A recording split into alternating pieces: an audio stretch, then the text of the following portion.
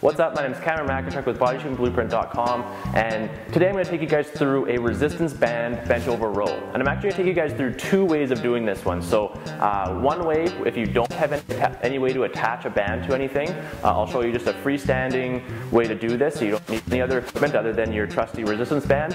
And then I'm going to show you a way to do it when you have the band attached to a wall. So if you do have like a pole or a wall or something that you can attach your band to, then I'll show you a good way to do it that way also. Okay? So basically the first way, the freestanding way that you don't need any other equipment for, you're just going to take your resistance band, and like I said in other videos, I do recommend these continuous loop bands because they are much better quality and they're much more versatile for different exercises. And I'll put a link somewhere here to the website where you can buy these resistance bands. So basically for this version, for the bent over row version, you're going to double up your band like so, okay? You'll set it down on the ground, and you can put 1 foot in, or if you want to make it harder, you can put 2 feet in. Okay, so 2 feet hard, 1 foot easier. Okay, so I'll just show you the 1 foot version. So you put 1 foot in, drop the other foot back. You're going to put your hands through the little loops here. Okay, now keeping your back nice and flat, you're just going to drive your elbows up. Get a good squeeze in your shoulder blades, and then come back down, okay? Drive it back up, squeeze your shoulder blades together, and come back down.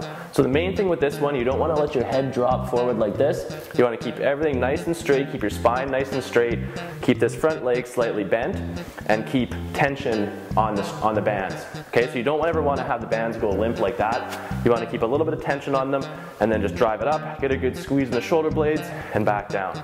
Drive up, back down, up, back down, okay? So you get a nice little pace going there like that, keeping the bands nice and tight, and always keeping tension, okay? So that is the freestanding option. The next version, if you have something like this, like some poles or a support beam at home or something that you can actually attach one of the bands to, basically all you're gonna do is take your band, run it to the pole, and tie it to the band like that, okay? And then you can do one of two things. You can either do it from a middle attachment like this, step back a little bit, and do the same thing. You're just gonna pull, get a good squeeze in the band, and back out. Pull, get a good squeeze in the band, and back out. Okay, so that's one way. Or if you tie it a little bit lower, you can do the same thing but a little bit lower, and grab the band there, step back a little bit, knees bent, and just drive it back, get a good squeeze in your shoulder blades, and back out. Drive it, and back out. Okay, so same thing, but a couple different ways of doing the movement. Okay, so that's the resistance band row. My name is Cameron McIntyre with BodyShapingBlueprint.com.